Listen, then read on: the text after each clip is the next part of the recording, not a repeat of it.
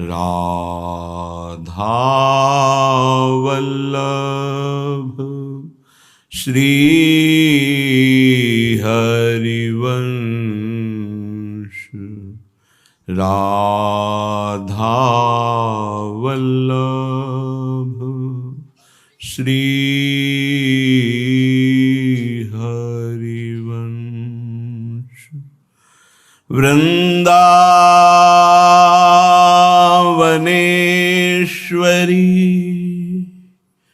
तवैव पदारविन्दम्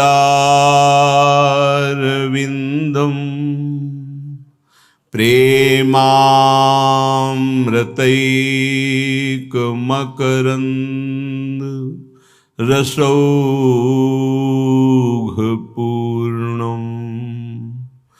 हृद्यर्पितं मधुपते स्मरतापमुग्रं निर्वापयत् परम शीतलमाश्रया।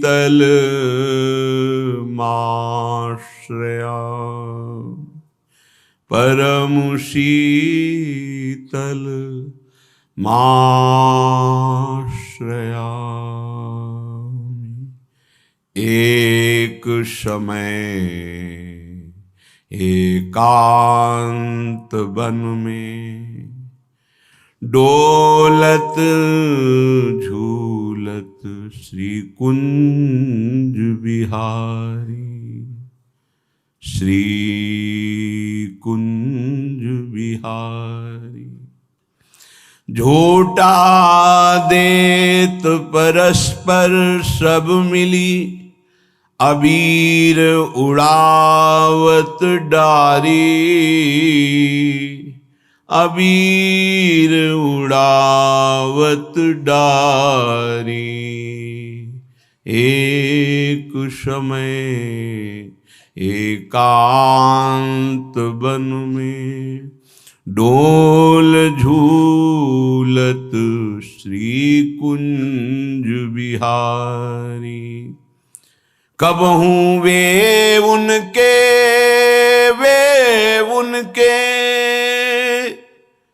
हों दूहुनी की एक सारी। श्री हरिदास के स्वामी श्यामा कुंज बिहारी बाढ़ो रंग भारी। श्यामा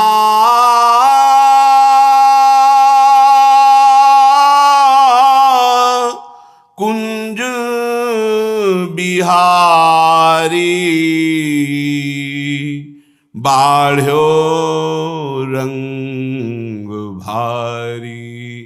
एक समय एकांत वन में डोल झूलत श्री कुंज बिहारी। उपासक उपास्य देव के नाम रूप लीला धाम इसी में आसक्त हो जाए। भगवान की त्रिगुणमयी माया का प्रभाव नाम रूप लीला धाम में जो आसक्त चित्त हैं उन पर नहीं पड़ता। माया क्या है? एक भ्रम है। जो भगवान से विमुख हैं उन्हें अविद्या, अज्ञान, माया, अस्मिता, मोह, राग, काम ये सब आसक्त कर लेते, भ्रमित कर लेते हैं। यही माया है।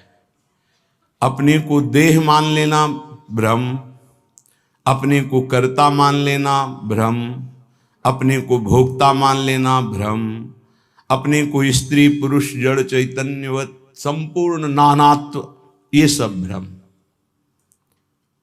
जासु कृपा सब भ्रम मिट जाई, गिरजा सोई कृपालु रघुराई। जिन भगवान श्री हरि के चरणों का आश्रय ले लेने से कृपा ऐसी होती है कि संपूर्ण भ्रमों का नाश कर देती है।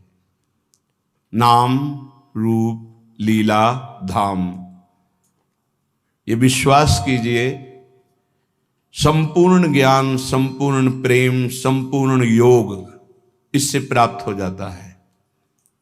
अपने ज्ञान मार्ग में भी चले हैं, योग मार्ग का भी यत्किंचित गुरु कृपा से ज्ञान है, लेकिन जो विश्राम, जो परम लाभ, जो परम सुख प्रियाजू के गोरे चरणारविंद के आश्रय से वो अन्यत्र कहीं भी किसी भी साधन में झलका भी नहीं।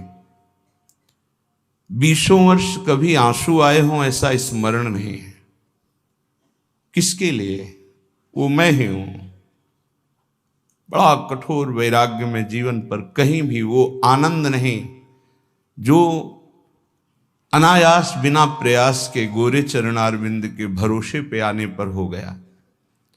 इसलिए बड़े धन्य भाग हैं जो अपनी श्रवणेन्द्रिय को बचा करके नाम रूप लीला धाम में आसक्त करते हैं चित्त को। नहीं तो ऐसी ऐसी चर्चाएं होती हैं जिनका कोई मूल आश्रित तो नहीं है और साधक भटक जाता है।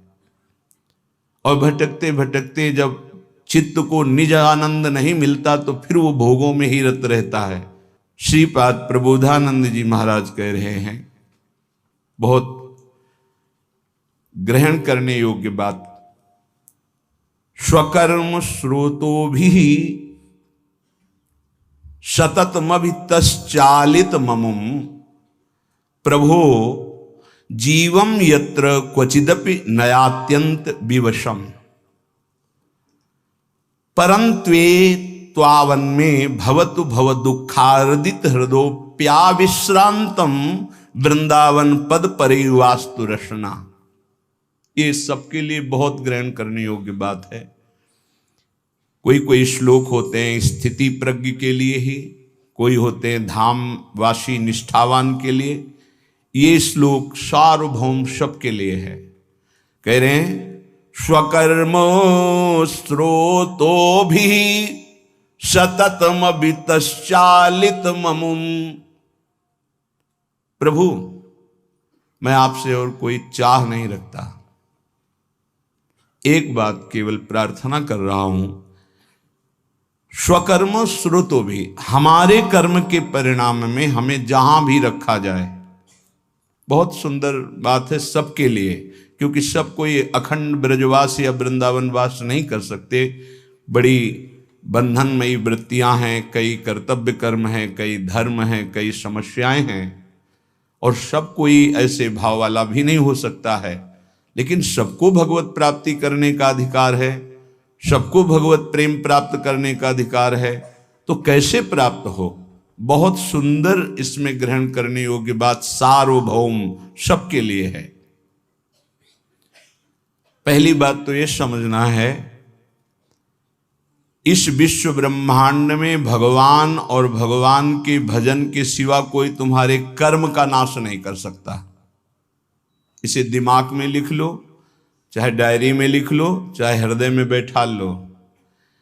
कोई भी त्रिभुवन में भगवान और भगवान के भजन के सिवा ऐसा नहीं जो तुम्हारे कर्मों को विध्वंस कर दे, कोई नहीं है। एक बार महर्षि ब्रह्म ऋषि विश्वामित्र जी ने त्रिशंकु जी के कर्म विधान को मिटाने की कोशिश की और कहा, तुम्हें जो वशिष्ठ जी नहीं प्रदान कर सके वो मैं प्रदान करूंगा। और अपने मंत्र बल से, तपोबल से उन्होंने स्वर्ग भेजा। अनाधिकारी का स्वर्ग में प्रवेश नहीं होता है। अगर वो पुण्य बल से अधिकार भी प्राप्त कर लिया है लेकिन ब्रह्म ऋषियों की अनुमति नहीं है तो भी नहीं होगा। वशिष्ठ जी ने नकार दिया था त्रिशंकु को, विश्वामित्र जी ने भेजा, वहां से धक्का लगा के वापस किया गया, वो खोपड़ी केवल उल्टे टंग गए। तो उनका रुको, मैं नई सृष्टि प्रकट करता हूं। उन्होंने कुछ नई सृष्टि की रचना शुरू की। जिस तप बल का संग्रह कर रहे थे, मेनका ने आके उस सारे तप बल को चौपट कर दिया। उन्हीं से शकुंतला का प्रादुर्भाव हुआ, जिससे दुष्यंत पुत्र महान बलशाली भारत भाग्य विधाता प्रकट हुए हो। भरत जी उनका नाम, जो बाल्यावस्था में अश्व संचालन विद्या, राज्य विद्या सब ऋषियों से सीख चुके थे, संपूर्ण राज्य विद्याएं, और सिंहों के बालकों के साथ बलपूर्वक युद्ध करते थे। मेनका अप्सरा ने कुछ ही मिनट में उनके मन को अधीन करके सारी शक्ति क्षीण कर दी। आज भी त्रिशंकु उल्टा टंगे हुए हैं शास्त्र विधान के अनुसार। कोई किसी के कर्म को मिटा नहीं सकता, केवल भगवान और भगवान का नाम जप भजन ये बैठा लो। चाहे जहां भाग के चले जाओ, माया के नाटक के सिवा सत्य वस्तु केवल श्री भगवान है। वो खुद अपने श्रीमुख से कह रहे, मामेव ये प्रपद्यन्ते माया में ताम तरंतिते। इसमें किसी का कोई तर्क काम नहीं करेगा। ऐसा सामर्थ्यशाली कोई नहीं हुआ जैसे भगवान वशिष्ठ हुए, कोई सामर्थ्यशाली नहीं हुआ। ऐसा सामर्थ्यशाली कोई नहीं हुआ जैसे सदानंद जी हुए, जो विदेहराज जनक जी की गुरु पदवी पे विराजमान थे। लेकिन भगवान ने लीला करके दिखाई। दशरथ जी का मरण, भगवान का वनवास जाना, सिया जी का हरण, क्या इन महापुरुषों की कुंडली विचारने में कोई कमी रह गई थी? क्या ये सामर्थ्य में किसी भी तरह कम है? क्या ये रचना को बदल नहीं सकते हैं? तो हमारी रचना को कौन बदल देगा जो हमारे भाग्य में लिखा हुआ है? इस शरीर के बनते समय जो भाग्य में लिख गया, जिस अवस्था में जो कष्ट भोगना है वो पक्का है। अगर कोई कम कर सकता और मिटा सकता है तो एकमात्र भगवान नाम और भगवान की शरण। ये आप बिल्कुल स्वीकार कर लीजिए, भटकने की कहीं जरूरत नहीं। किसी भी जंत्र मंत्र तंत्र की ऐसी सामर्थ्य नहीं कि भावी को बदल सके, प्रारब्ध को बदल सके। हां, हरि हैं ऐसे, तुरत विभीषण पाछे मेला, सन्मुख राम सहयो सोई सेला। भगवान सामने आकर करो सदा तिनके रखवारी, जिमि बालक राखे महतारी। इस पे हमारा कोई तर्क नहीं है। वो कर तुम अकर तुम अन्यथा कर तुम है, वो सब कुछ बदल सकते हैं। बस एकमात्र भगवान और उनका भजन। स्वकर्म स्रोतो भी, हरिवंश महाप्रभु कह रहे हैं, हित सजनी स्वरूपा है। यत्र यत्र मम जन्म कर्म भीर, मेरे कर्म के अनुसार जहां जहां मेरा जन्म हो, चाहे वो नरक भेजो चाहे परम पद भेजो, मुझे इसकी प्रार्थना आपसे नहीं है। यत्र यत्र मम जन्म कर्म भी नारके परमे पदे थवा। बस इतनी प्रार्थना है लाडली जू कि जहां जहां मेरा जन्म हो कर्म के अनुसार, या जहां जहां आप मुझे भेजें, तो आप हमारे हृदय में अपनी परिकर सहित रहें। ललिता विशाखादि सहचरियों के साथ प्रिया प्रीतम गलवैया दिए मेरे हृदय रूपी निकुंज में है, जहां चाहो वहां भेज दो।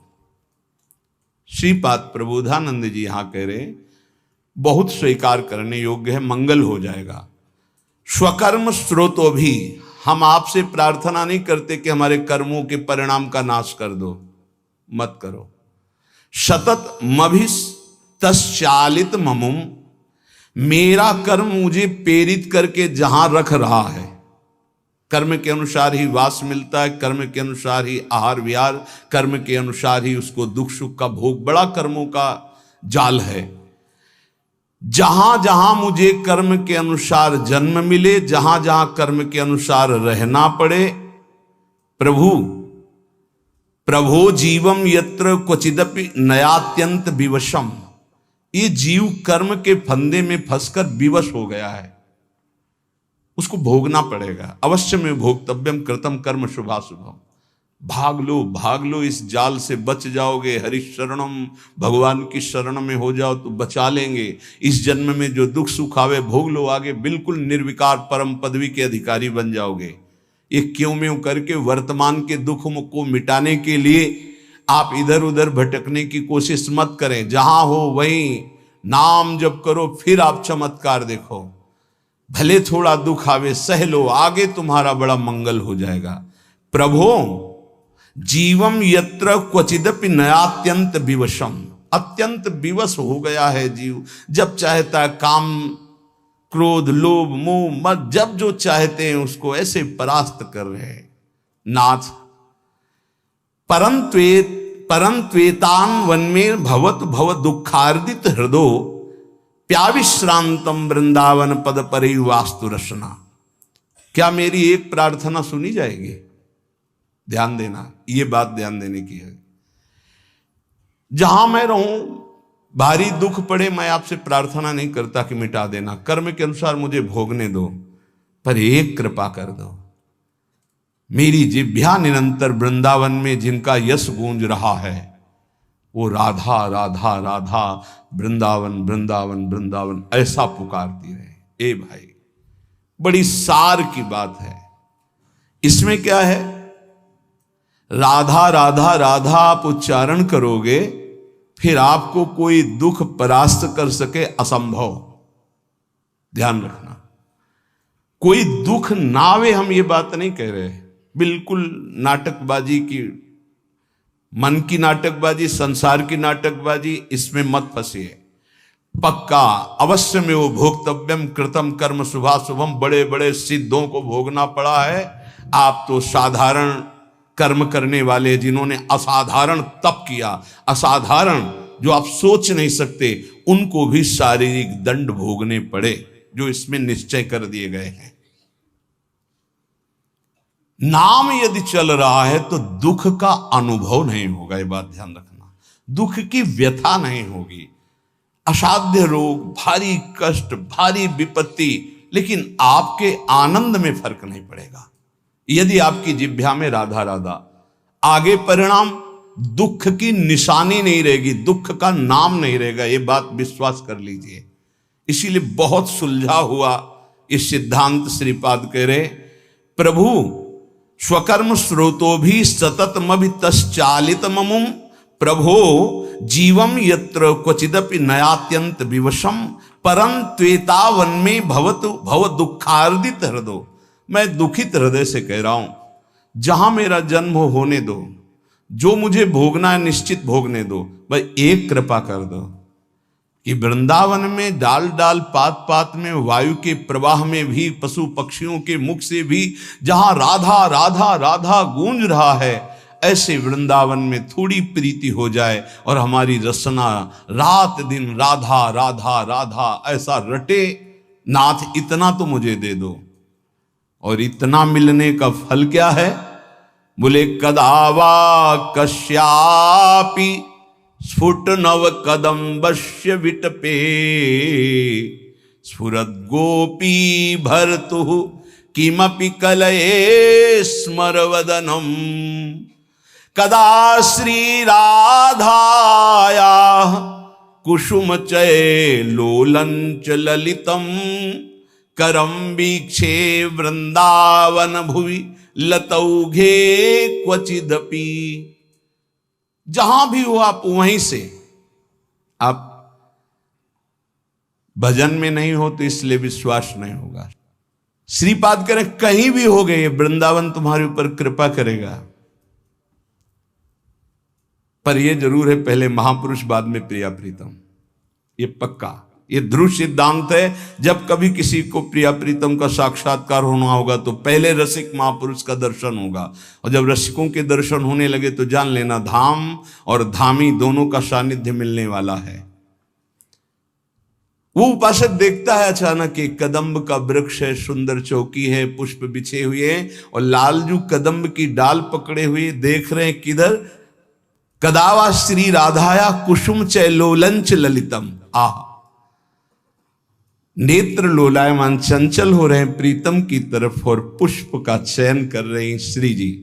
ऐसे दोनों युगल सरकार कदम्ब की वृक्ष पर डाल रखी हुई लाडलीजू की तरफ लालजू देख रहे हैं, और लाडलीजू सुंदर कुसुमों को, पुष्पों को चयन करती हुई बीच बीच में चकोरी की भांति लालजू की तरफ देख रही। क्या मैं ऐसा देख पाऊंगा? श्रीपाद कह रहे हैं ये उस राधा नाम जापक को जहां होगा वहीं उसको दर्शन हो। गीता वाटिका कहां है? गोरखपुर में, वहीं से देख रहे हैं भाई जी महाराज, वहीं से राधा बाबा दिव्य लीला देख रहे हैं। भाई जी के प्रसंग में एक आता है कि एक कल्याण पत्रिका अंग्रेजी से छपती थी, कल्याण अंक जैसे निकलते से, तो वो कोई विदेशी पढ़ता था। उसने भाई जी की बताई हुई पद्धति से नाम जप शुरू किया। उसको एक दिन ऑफिस में श्री कृष्ण से बात हुई। वो भागा भागा वहां से गोरखपुर आया, गीता वाटिका भाई जी से मिला और कहा मुझे श्री कृष्ण मिले हैं। भाई जी की तो सिद्ध दृष्टि देखा, हाँ ये तो भगवत साक्षात्कार किए हुए। तो उनका भाई तुम बिना भक्तों के संग के, बिना धाम के ऐसे कैसे तुम विदेश में भगवान का साक्षात्कार। तो उन्होंने बताया हमने आपकी पत्रिका पढ़ी, उसमें नाम की महिमा, और नाम जब प्रारंभ किया तो नाम में सुख मिलने लगा। आपने जैसे जैसे कहा वैसे मैं कर रहा, मुझे श्री कृष्ण मिल गए। भाई जी ध्यानस्थ बैठे, क्या क्या तुमने देखा? वो बोलते जा रहे, भाई जी सही का निशान लगा, हाँ ठीक, हाँ ठीक। विचार कीजिए, वो दूर देश में बैठे हुए बात संत की मान रहा है तो भगवत साक्षात्कार हो रहा है।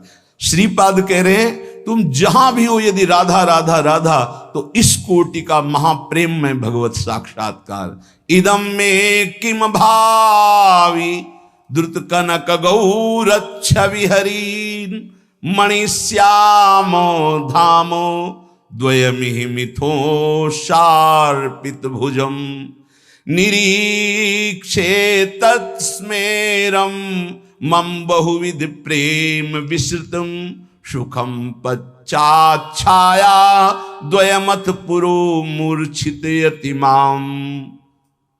हाय मेरा सौभाग्य कब ऐसा होगा कि 7 कुंभ तन गोरी श्री प्रियाजू गौर कांति श्रीअंग से प्रकट हो रही। नवीन जलधर इंद्र नीलमणि की सी कांति, मणिश्यामम धाम, और दोनों युगल सरकार परस्पर मिथो सार्पित भुजम, गलवहियां दिए हुए, निरीक्षेतत स्मर मम, वो मेरी तरफ देख रहे प्रिया प्रीतम। आह, और मंद मुस्कुरा दिए मेरी तरफ देखकर, तो मैं वहीं गिर करके मूर्छित हो गया। हाय कब पुनः ऐसा मुझे दर्शन प्राप्त होगा। ये नाम जापक को प्राप्त होता है।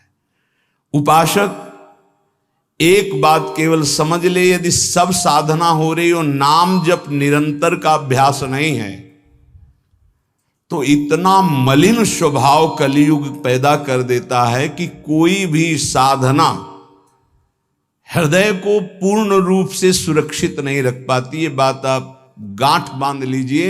ये बड़े अनुभव की बात, बड़े महापुरुषों की मिली हुई बात कह रहे हैं। और यदि नाम चल रहा है तो भारी से भारी प्रलोभन या दुख, दोनों बातें ध्यान कर लीजिए। भारी से भारी प्रलोभन और भारी से भारी दुख तुम्हें विचलित नहीं कर पाएगा। इस संसार में संघर्ष करके जीना है, कायरों की तरह नहीं मरना है। आप बात समझो, दुख से भागना नहीं, कहां भाग के जाओगे।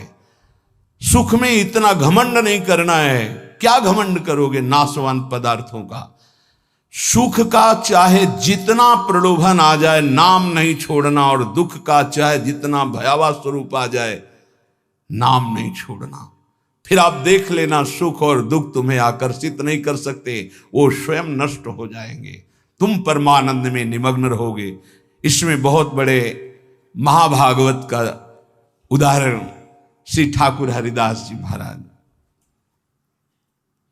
इसी होली की पूर्णिमा को जो प्रतिपदा आती है, प्रेमावतार महाप्रभु श्री कृष्ण चैतन्य देव जी इस धराधाम पर प्रकट होकर के भगवान नाम रूपी अद्भुत सुख की वर्षा की। उन्हीं के पार्षद हैं ठाकुर भक्त हरिदास जी, जिसकी जिह्वा पे नाम है ए जगत पावन करने वाला।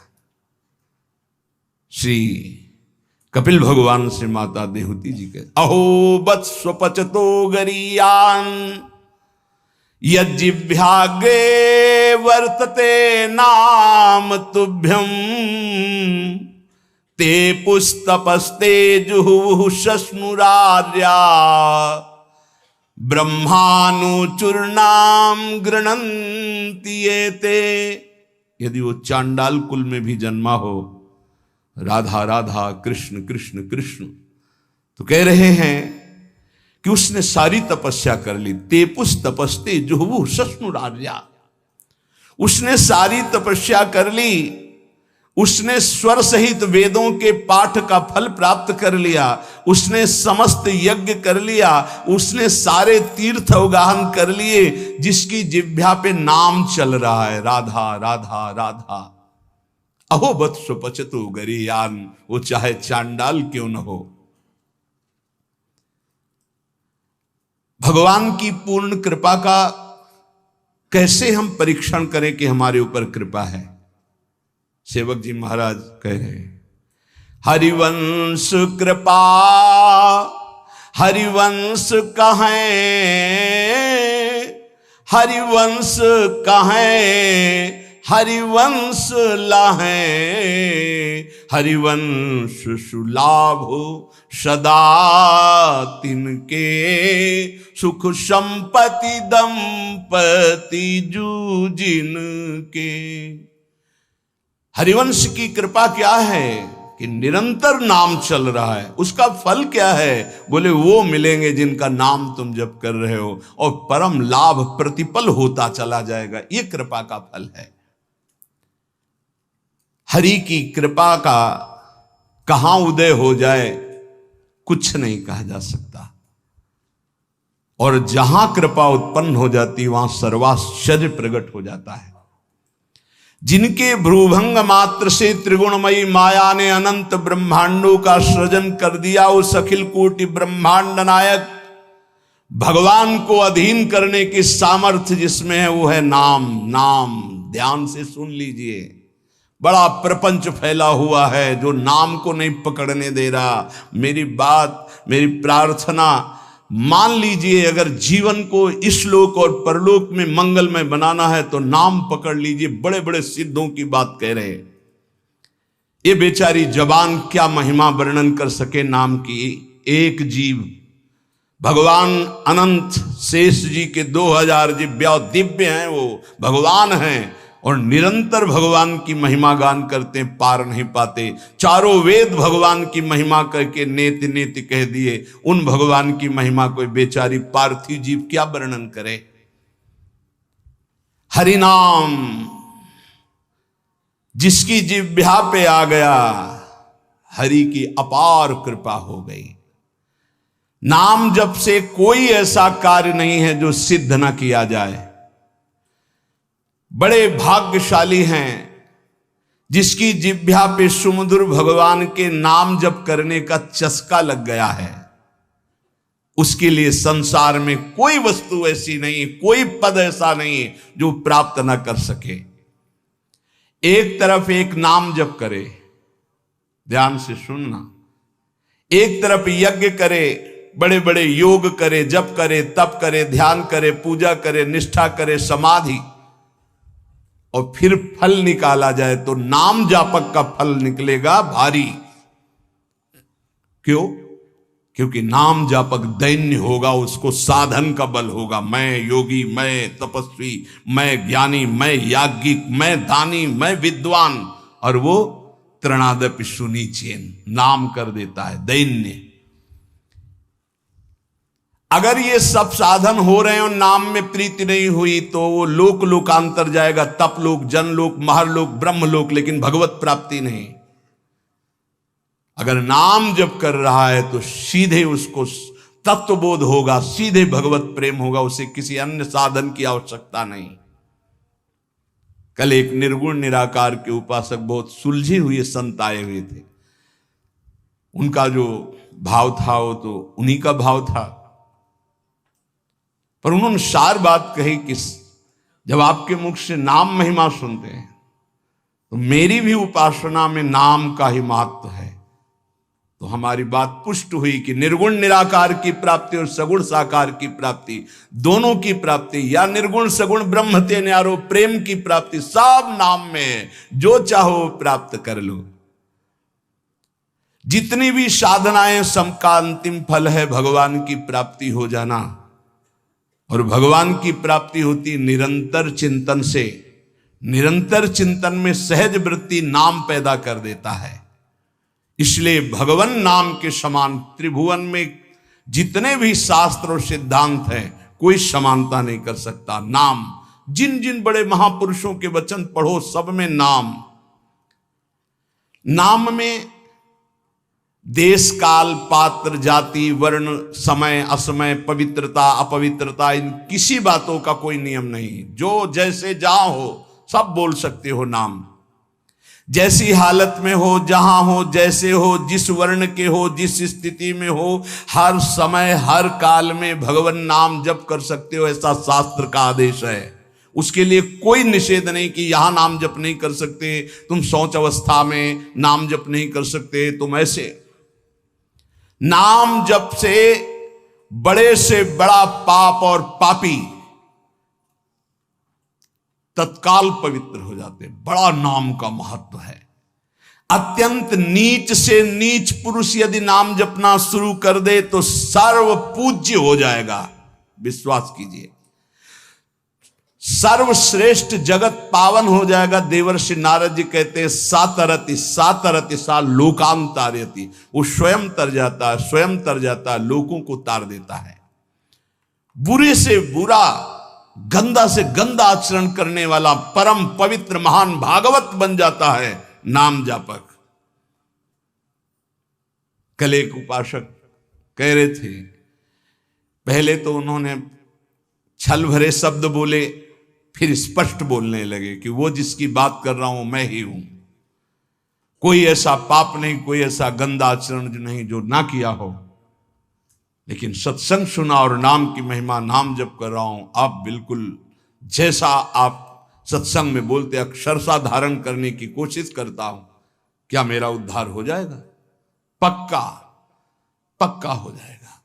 कह रहे बुरे से बुरा, नीच से नीच भी महान भगवत भक्त बन जाता है। नाम जपत कुष्ठी भलो, चुई चुई गिरे जो चाम। कबीरदास जी। कंचन देह किस काम की, जिह मुख निकसत नहीं राम। जिसकी जिह्वा से नाम नहीं निकल रहा, चाहे वो जितना बड़ी पदवी में हो, चाहे जितना सुंदर शरीर हो, किस काम का? शरीर रोग ग्रसित है, वो राम कृष्ण हरि जप रहा है, वो जगत मंगल करने वाला है।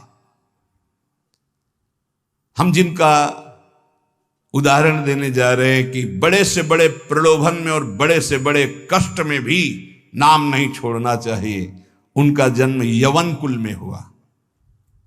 यवन कुल, हरिदास जी महाराज।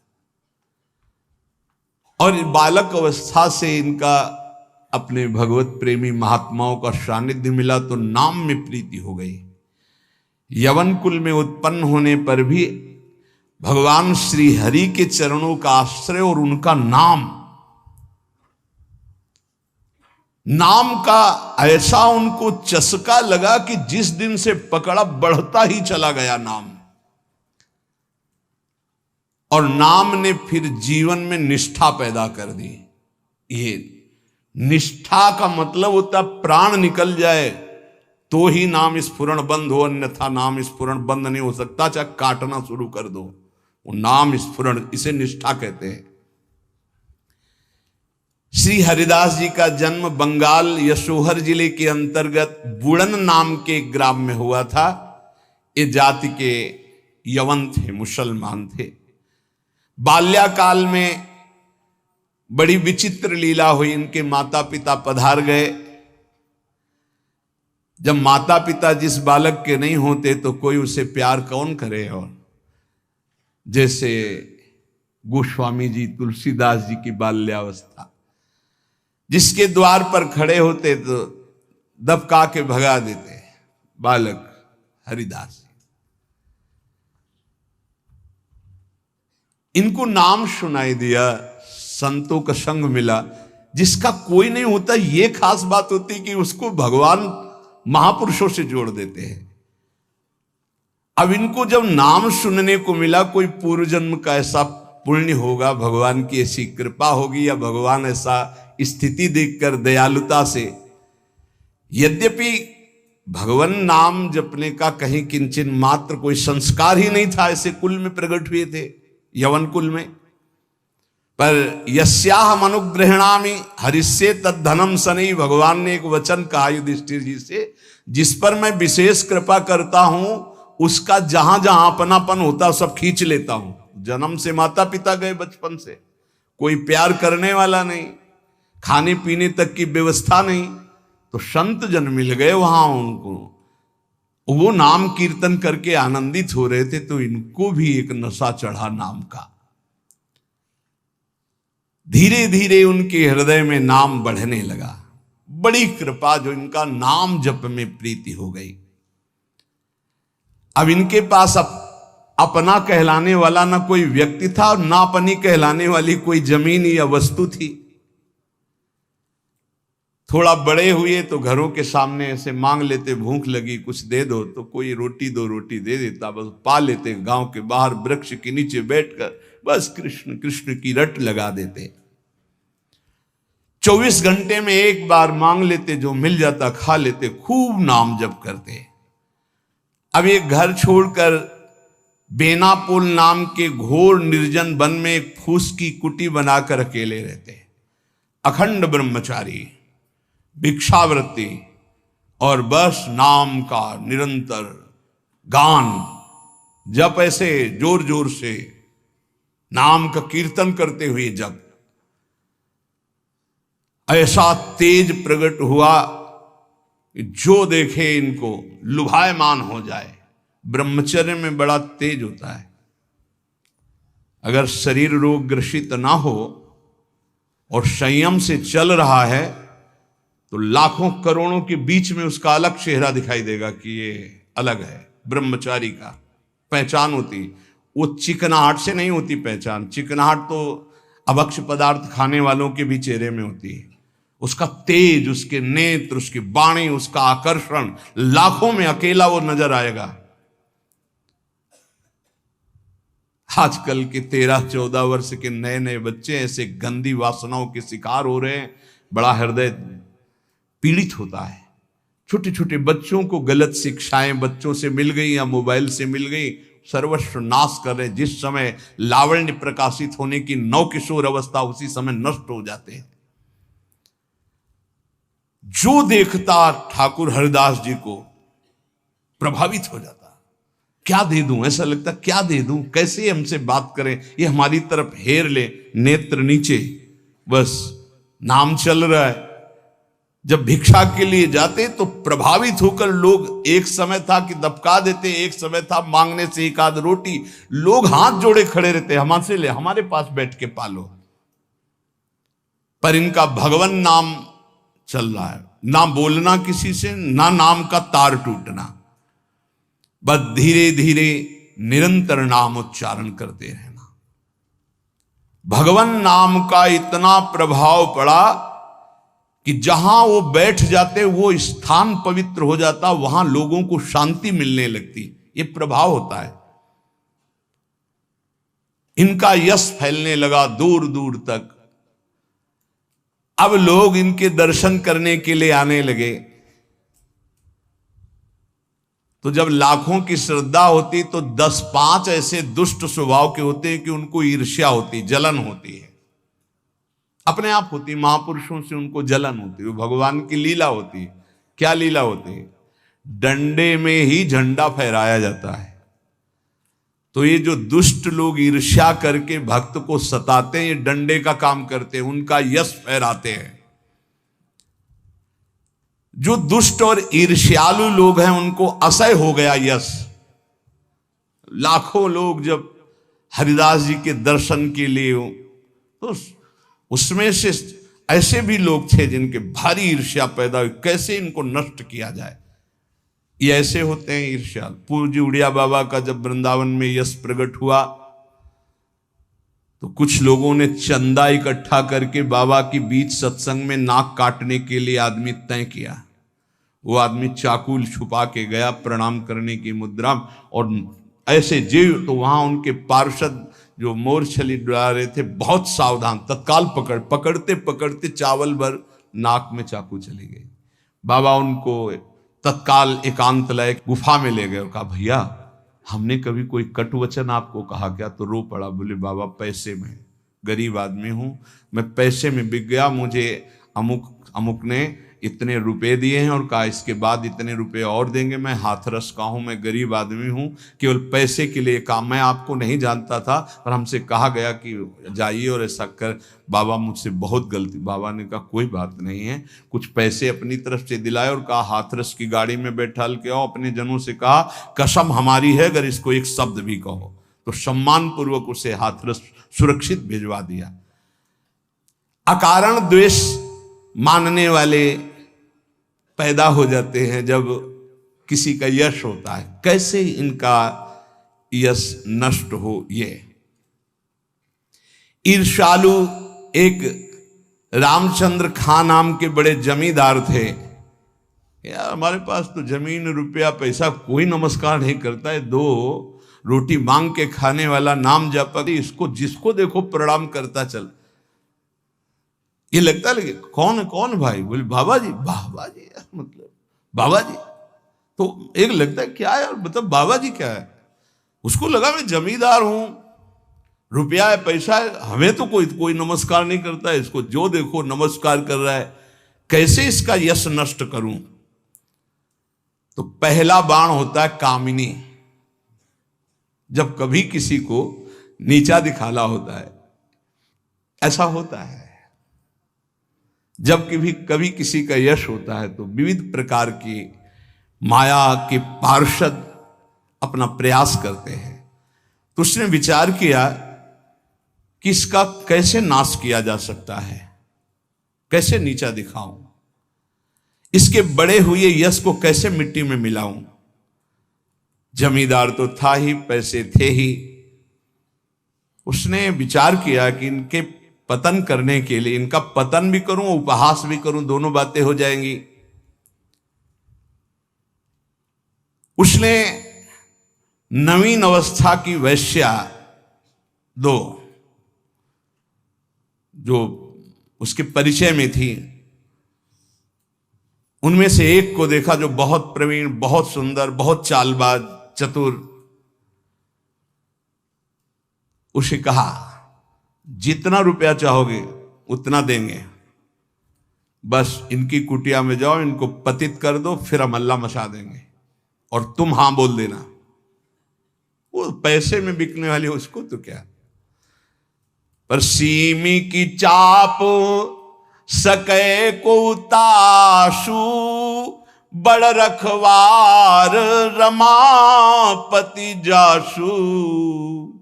जिसके बड़े रक्षक भगवान है उसको कौन पतित कर सकता है, नीचा दिखा सकता है। एक बार गदाधर भट्ट जी का बहुत बड़ा यश फैला हुआ था। जब वो सत्संग करते तो लोग, हजारों लाखों लोग सत्संग का आनंद लेते। तो उसमें एक कल्याण सिंह नाम के जमींदार धनी मानी आते थे। अब सत्संग में संयम की चर्चा होती, तो जब से सत्संग सुना उन्होंने अपनी पत्नी से बात नहीं किया। गृहस्थ धर्म का जो संयोग है उन्होंने बात ही नहीं की। पत्नी ने देखा कि हमारे वर्षों होते जा रहे हैं और हमारे पति हमारे हाथ से गए। यद्यपि उनके सौम्य बर्ताव, बड़ा साधुता का बर्ताव, पर वो काम से पीड़ित होकर के हमारे जीवन में आग लगाने वाला एक गदाधर भट्ट जी हैं। अगर ये कथा ना करते तो हमारे पति का स्वभाव ना बदलता और हमारा जीवन गृहस्थ धर्म नष्ट ना होता। देख लेंगे हम इनको। और वो जमींदार धन था।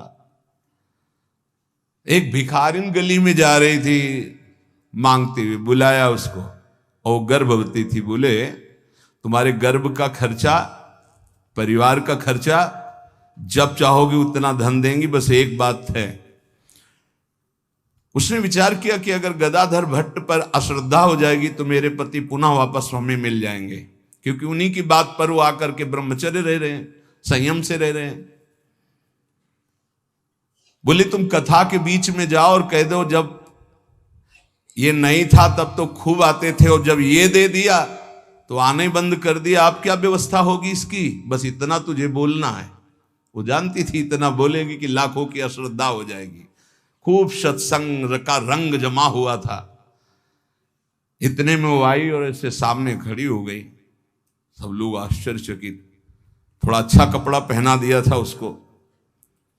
उसने कहा, महाराज अब तो प्रवचन में लग गए, जब गर्भ नहीं था तो खूब आते थे, और जब गर्भ रह गया तो अब आए नहीं, इसका पालन कौन करेगा? बोले, आराम से बैठो, जिसने गर्भ दिया अवश्य पालन करेगा, हर व्यवस्था होगी। बिल्कुल, वो तो कोई आश्चर्य उनको नहीं हुआ। वो समझ गए कि भगवान का कोई खेल है। उनका आराम से बैठो, पक्का जिसने गर्भ दिया उसका पालन करेगा। बोले, बातों में मत फुसलाइए, आप समझ रहे हैं ना? अब काना फूसी हो, ये ऐसा भी है? हम तो ऐसा नहीं। अरे बोले, हम तो पहले कह रहे थे। अब उनमें जो तर्क वाले, संशय वाले थे, उनके गुट होने लगे, चर्चाएं होने लगी, अब हाहाकार मच गया। तो कुछ तो ऐसे भक्त थे जो प्राण दे दें, तो उनका ऐसा हो ही नहीं सकता, ऐसा नहीं हो सकता। वो एकदम पागल हो गए कि ऐसा नहीं हो सकता। इसके बाद धीरे से सामने से गए, उसको इशारा किया बैग के लिए। वो उठी, पीछे आई। सत्य बोल, अगर सत्य नहीं बोली तो उसने कहा कि हमें क्षमा किया जाए। जब भय चारों तरफ से 50 आदमी श्रद्धालु कि मैं मर सकता हूं लेकिन मार नहीं सकता, ऐसा समझ गई कि मार डाली जाऊंगी। तो उसने कहा, एक कोई कल्याण सिंह है इनमें कथा सुनने वालों में, तो राजपूत थे तो तलवार और सब। वो, हाँ मेरा नाम। बोले, तो आपकी पत्नी ने इतनी हमको स्वर्ण मुद्राएं दी है और इतनी बाद में देने, केवल ये बोलने को कहा था, सो मैं बोल चल सभा में बोल। सभा में बुलवाया और भागे अपनी पत्नी के। गदाधर भट्ट जी ने कहा, यही कथा सुना? अरे वो तो विकार से पीड़ित हो रही, तुम तो सत्संगी हो, धैर्य धारण को कुछ नहीं। क्या ये भगवान की अनुकूल प्रतिकूल माया की लीलाएं होती रहती। शांत, पुनः सत्संग शुरू। और कहा, मैं वचन दो हमारे सामने कि तुम अपनी पत्नी को एक शब्द भी नहीं कहोगे। और देखो, गृहस्थ में संयम का ब्रह्मचर्य रहा जाता है, उसमें अखंड ब्रह्मचर्य नहीं रहा जाता। पाणी ग्रहण किया है तो संयम पूर्वक, जितना आप प्यार पूर्वक संयम से ब्रह्मचर्य रहो, फिर गृहस्थ धर्म का समझाया उनको। तो बड़े बड़े महापुरुषों के जीवन में होता है। रामचंद्र खान ने एक वैश्या से कहा, तुम जितना रुपया मांगोगे देंगे, इनको भ्रष्ट कर दो, फिर हल्ला मचा देंगे, फिर इनका सब यश धूल दूषित हो जाएगा। पर उनको ये नहीं पता था कि ये भगवान के दास हैं, इनकी सुरक्षा स्वयं भगवान करते हैं। करो सदा तिनके रखवारी, जिम बालक राखे महतारी। जैसे मां दिखाई नहीं दे रही, बालक खेल रहा है, लेकिन पक्का मानिए मां की दृष्टि वही है, अपने बच्चे पे है। कहीं कोई ऐसी बात ना हो जाए जो हमारे बच्चे को दुख हो जाए। वो कार्य करती हुई एक दृष्टि में देखती रहती है। मेरे प्रभु अपने जन को हर समय देखते रहते हैं, हर समय से। जहां मेरा भक्त चरण रखे वहां रखूं मैं हाथ। बस लीला समझ पाना बहुत कठिन है भगवान की। संपूर्ण संसार एक तरफ विरोध करने लगे तो भी भक्त का बाल बांका नहीं हो सकता। जो होगा विधान भगवान की तरफ से होगा। पर नीच पुरुष अपनी नीचता से बाज नहीं आता। उसने 16 वर्षीय वैश्या को, जो बड़ी रूपवती थी, बड़ी प्रवीण थी, चालबाज थी, चतुर थी, उसको खूब श्रृंगारित करके भेजा, जाओ और उनको भ्रष्ट कर दो। जंगल में रहते थे। उसको भी गर्व था कि कोई ऐसा पुरुष पैदा नहीं हुआ जिसको मैं चाहूं और भ्रष्ट न कर सकूं। पर उसको क्या पता था कि परम पुरुष का दास ऐसा होता है। हरिनाम में डूबे हुए श्री ठाकुर हरिदास जी उसकी कुटिया में गए। ठाकुर हरिदास जी ने कृष्ण कृष्ण कृष्ण, शांत बैठे हो अपने कृष्ण कृष्ण, बार बार बोलना चाहती कुछ बात कर, हरे कृष्ण हरे कृष्ण। सुबह से गई पूरी शाम हो गई, कृष्ण कृष्ण कृष्ण। जहां वो कुछ बात करने को होती, मान हमारा नाम पूरा हो जाए, फिर वहां 1000-2000 नाम थोड़ी, लाखों की संख्या में 3 लाख नाम तो जोर जोर से जपते थे। वो बार बार बैठी उनकी मुख कांति को देखती रहती, बैठी रही। शाम हुई, सोचा रात्रि में बात तो हो ही जाएगी। वैसे तो 3 लाख नाम जप करके फिर लघु शंका आदि कभी उठते, आज उठे ही नहीं, पूरी रात्रि भी नाम चल रहा है। वैश्या फिर गई, श्रृंगार वंगार करके फिर दोबारा आई, फिर नाम कीर्तन।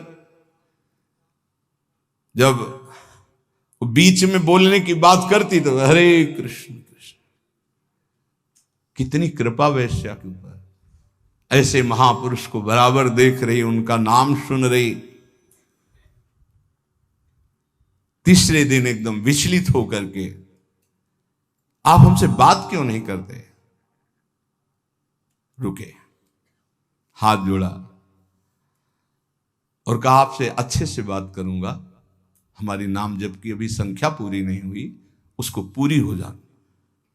ऐसे अमृतमय वचन की हृदय एकदम हाय मच गया। ये क्या, वैसे मैं पापनी हूं, नीच हूं, गंदा आचरण करती हूं, ऐसे महापुरुष के लिए गंदी बात सोच रही।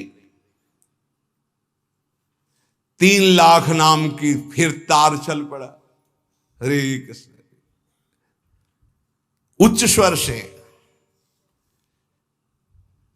रोने लगी वो, शुरू हो गई हरे कृष्ण हरे कृष्ण। साथ में हरिदास जी ने देखा, हा अब क्या महापुरुषों का प्रभाव। हरिदास जी अब बोले, हा अब बात कर सकती हो। तो बात करने लायक नहीं रह गई थी। अश्रु प्रवाह चल रहा था और कृष्ण नाम चल रहा था। उठी और चरणों में लौट गई, का धिक्कार है मुझ निज पापनी को कि आप जैसे महापुरुष के लिए मैंने गंदी बात सोची, मुझे क्षमा कर दीजिए। चिल्ला चिल्ला करके रोने लगी। उन्होंने कहा, दुखी नहीं होना, मेरे प्रभु तुम पर बहुत कृपा किए हैं। वो आंखों से आंसू बहाती जा रही, गदगद कंठ से कह रही, पतित पावन आप मुझे स्वीकार कर लीजिए, मैं आपकी चरणों की दासी हूं। आप तो अहेतुकी कृपा करने वाले परम दयालु हैं। आप पात्र और अपात्र का विचार न कीजिए, मुझ जैसी नीच को स्वीकार कर लीजिए। और चिल्ला चिल्ला के रोने लगी। हरिदास जी ने कहा, जो नाम सुन रहा है वो नीच कैसे हो सकता है? उन्होंने कहा, आप मुझे जानते नहीं, मैं वैश्या हूं, मैं लोक निंदित हूं, मैं बहुत ही गंदी हूं, मैं खोटी बुद्धि से आपको भ्रष्ट करने आई थी। हरिदास जी ने कहा, इस समय आपके हृदय में क्या है? बोले, भगवान बस आपकी दास्ता, आपके आदेश का इंतजार। मैं क्या करूं, मुझे आदेश कीजिए, मैं नीच कैसे पवित्र हो सकती हूं? मैं आपकी शरण में हूं, आप मेरा उद्धार कीजिए। हरिदास जी ने कहा, देवी अब तुम वैश्या नहीं रही, उठो। मेरे प्रभु बड़े पतित पावन हैं, उनका नाम उनसे भी महान है, क्योंकि प्रभु को अधीन कर लेता है। मेरे प्रभु के नाम में कोई भेदभाव नहीं, कोई भी जप सकता है, कोई भी अपना परम कल्याण कर सकता है। मेरे प्रभु के नाम में इतनी सामर्थ्य है कि कोई इतना पाप इकट्ठा ही नहीं कर सकता जितना नाम में पाप नाश की सामर्थ्य है। तुमने जो पाप कर्म से पैसा पैदा किया है, आज से उसका प्रयोग मत करना, उसे हटा दो, उसे दे दो, गरीबों को बांट दो। और आज से तुम जो ये 3 दिन से नाम सुन रहे हो, इसी नाम को रटो। देखो, ये नाम तुम्हें परम पावन कर देगा। वैश्या ने कहा, अब तो मैं जाऊंगी नहीं अपने घर, संपत्ति बांटने की तो बात, अब वहां जाऊंगी नहीं। तो उन्होंने कहा, फिर इसी कुटिया में रहकर तुम नाम जप करो, मैं चला। वो वैराग्य लेके उसी कुटिया में नाम जप करने लगी और उसका नाम हरिदासी हुआ। और हरिदास जी उसी समय उस कुटिया से निकले, सीधे शांतिपुर अद्वैताचार्य के समीप चले गए। अद्वैताचार्य जी बहुत बड़े महाभागवत, वो सदैव श्री कृष्ण चिंतन में संलग्न रहते, अद्भुत विद्वान, शास्त्रज्ञ, भगवत प्रेमी महापुरुष। अब वो फटे पुराने कपड़े पहन करके वैश्या वही नाम कीर्तन करें। अब उस जमींदार के तो होश उड़ गए कि मैंने भेष छुड़वाने के लिए वैश्या को भेजा था और यहां वैश्या ही अपना भेष परिवर्तन करके वहां नाम जप करने लगी। ये क्या है नाम जापक जन, भगवान के जन। उस वैश्या का वैसे ही सम्मान होने लगा कुछ वर्षों बाद जैसे हरिदास जी का होता था।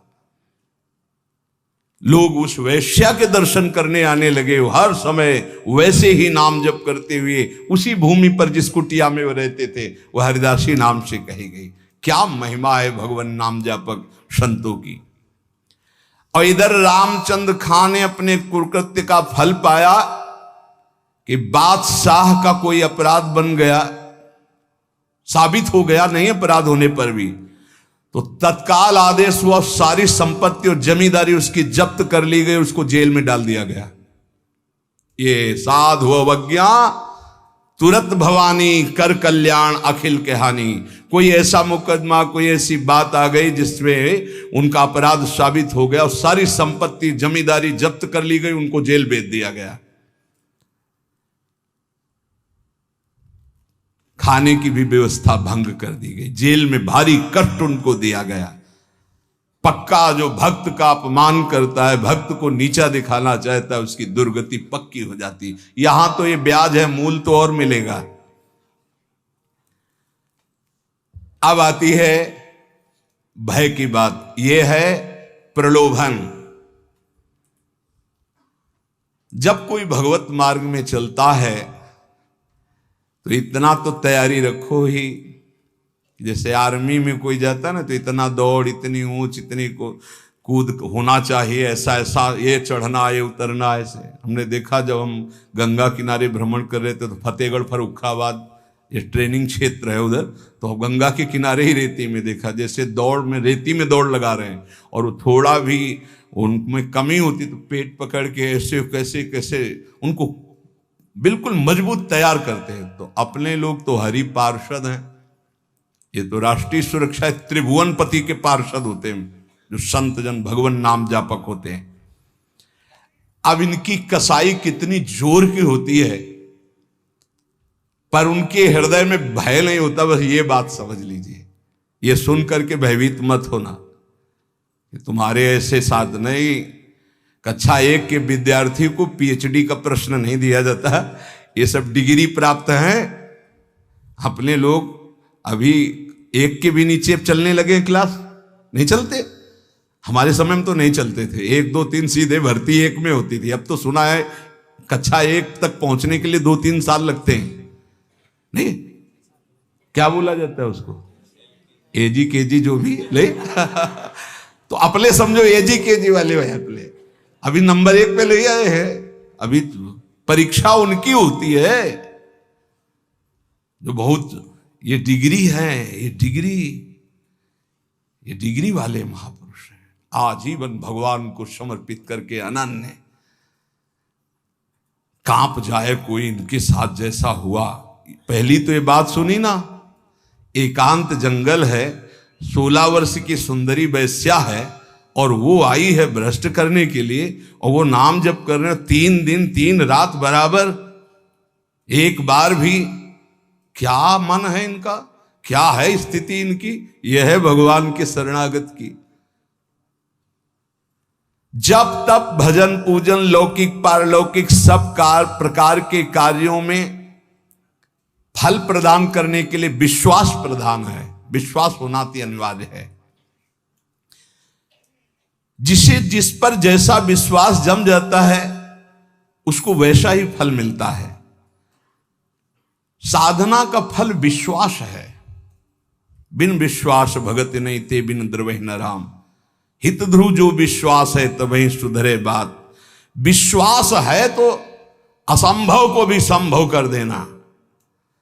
असंभव ये विश्वासी के लिए शब्द ही नहीं है। असंभव ऐसा नहीं हो सकता, ये विश्वास में नहीं है। संभव हो सकता है, असंभव को भी संभव कर दे, उसका नाम विश्वास है। विश्वास के सामने कुछ नहीं होता, विश्वास सबसे बड़ी चीज होती है। मीरा जी के कान में बताया, उनकी सखी थी जो दास्ता में रहती थी, उन्होंने कहा पीना मत, ये गिरधर का चरणामृत कह के आपको दिया गया चरणामृत नहीं है, हलाहल विष है। तो उनका बावरी, कहा है गिरधर का चरणामृत, वचन से कहा है, तो मैं स्वीकार करती हूं मेरे गिरधर का चरणामृत। जय गिरधर गोपाल। पूरा हलाहल विष पी गई, पूरी रात कीर्तन करती रही, कहीं कुछ नहीं, एक बार भी मूर्छा नहीं आई। और जब विक्रम राणा ने सुना कि हलाहल विष पिया, तो पिलाने वाली जो दासियां गई थी उन्होंने उनका सरकार सामने पिया है। तो उनका इस वैद्य ने गड़बड़ी कर दी, बुलाओ इस वैद्य को जिसने जहर बनाया था। वो तो राज शासन। हाँ हुजूर। बोले लाओ कटोरा, लाओ कटोरा लाए। बोले धो इसको, पिलाओ इसको। बोले सरकार मर जाऊंगा, इतना हलाहल विष है कि 50 लोग कटोरा धो के पिलाने पे मर सकते हैं। तो उनका मीरा नहीं मरी, पूरा जहर पीकर तू कैसे मर जाएगा, तूने जहर बनाया ही नहीं। तो उनका सरकार पिला दोगे तो मर जाएंगे। धो के पिलाया, जब जे ही जबान में पिया, फड़क फड़क करके मर गया। इतना धोने वाले उसमें विष था, तो हलाहल विष, कोई असर मीरा जी के ऊपर नहीं हुआ। क्यों? विश्वास, गिरधर का चरणामृत, विश्वास। तो नामदेव जी ने भगवान का जो अर्चावतार पाषाण का हित था, दूध का कटोरा ऐसे पिलाया, बात करते थे भगवान। विश्वास। धन्ना भगत के खेत में बिना बोए फसल तैयार हो गई। कैसे? कोई कैसे कैसे मान सकता है? आप खेत बोया नहीं गया और खेत, बोले क्या गप मार रहे हैं। गेहूं का समय था तो बोने के लिए गए खेत में, तो बाजरा, गेहूं, ज्वार यही सब बोए जाते। वहां देखा कि संत मंडली जा रही थी, देखते ही दौड़ के गए, प्रणाम किया, महाराज। सब संत, नवीन अवस्था है धन्ना की। हाँ बेटा, अब यहां कुछ होता तो आपको पवा, अगर आप कुछ मिनट बैठो तो मैं बीज बोने के लिए जो अन्न लाया हूं, इसको बाजार से बेचकर कुछ मीठा लाता हूं, आप सबको पवाता हूं। तो बोले जय श्री राम जी की इच्छा। सब बैठ गए कीर्तन करने, लोग गए बाजार से बेच करके आए, पवा दिया। अब पवा तो दिया, घर में पूछा जाएगा कि खेती बोया है, तो उन्होंने खेती को ऐसे जोत कर पहटा लगा दिया और घर बोआ है। हाँ बो, एक दाना नहीं बोया, वो बाजार में बेचकर संतों को पवा दिया। विचार किया कि जब ये होगा कि खेत नहीं जगा तो कह देंगे बीज ठीक नहीं था, वो जगह ही नहीं, तो खेत ही में नहीं गए। 10-15 दिन बाद एक आदमी आया बगल वाला और बोला कैसी तुमने उसमें पावर लगाया है, खाद डाली कि एकदम हम लोगों के ऐसे खेत नहीं जगे जैसे तुम्हारा जगह है। बोले मजाक मत करो। बोले पक्का देखो तो जाके। देखा तो उन्होंने कहा हमने तो संतों के उदर में बोया था, खेत में कहां से जग गया। इसके बाद जो फसल पैदा हुई, ये कर तुम अन्यथा कर तुम भगवान की बात।